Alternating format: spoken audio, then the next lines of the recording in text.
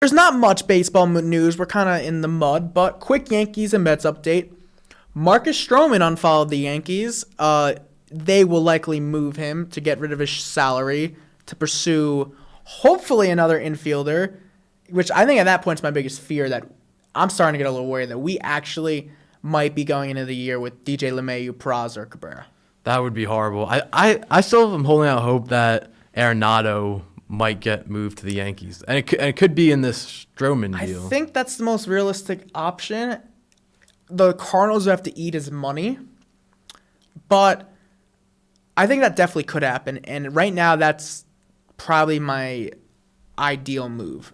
Yeah, would you rather Arenado over Bregman?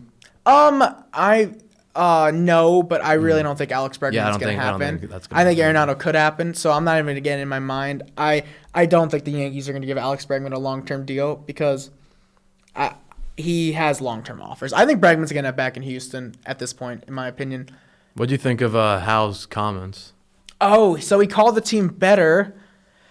So going into last year, I mean, are they better? I don't know. I don't think they're they're better. Just the rotation's They better. could be better. I don't think the lineup's better. But, I mean, I think I'm going to have to see the lineup before I call the team better. I think the rotation, the bullpen could be better, and the defense could be better, which is all things that are good, but this team still needs to hit.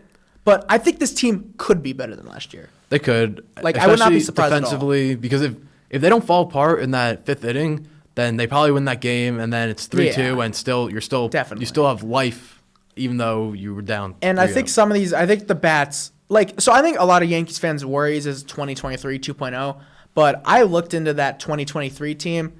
The guys that were playing were bad. Jake Bauers, Billy McKinney, Willie Colon, Frenchie Cordero. Oh, Cordero. Yeah. Excuse me. The Yankees, like Bellinger, Goldschmidt, Volpe, Dominguez, Jazz, those guys are a lot better than the 2023 team. Also, Hal made a comment about the Dodgers spending, saying that other teams can't keep up with it, He said or something. Us owners Can't keep up with it. You're the New York was Yankees. maybe the most pathetic comment I've ever heard. That really bothered me, and I can't believe he said that. You're the New York Yankees. It just shows he's not committed to winning like his dad was. No, but to his credit, I think if his answer about being the Dodgers, I don't think was totally wrong because the payroll.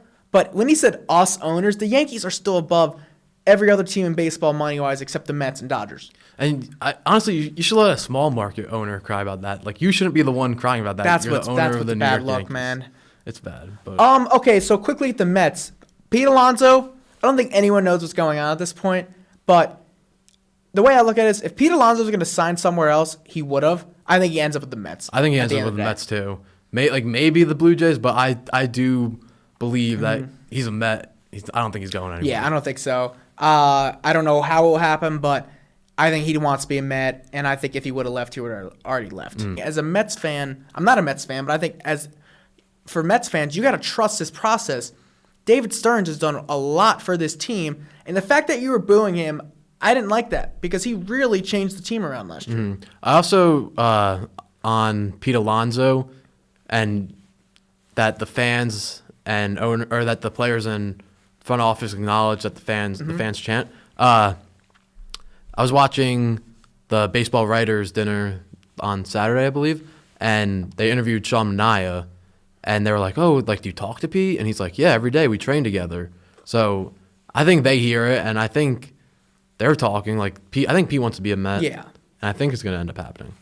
And last thing I'll say, if you get Pete on this deal that it sounds like a 3 for $75 type deal, bargain. You totally won the process, playing it out smart. And for Pete, the first base market just isn't there, man. And then also 3 years, $75 million. If you come to the trade deadline and Guerrero is available or something, and Pete's playing well, it's a tradable contract. Well, I don't think it will affect Guerrero at all because if you really want, you can just DH Pete for 2 years That's true. if you get Guerrero next year.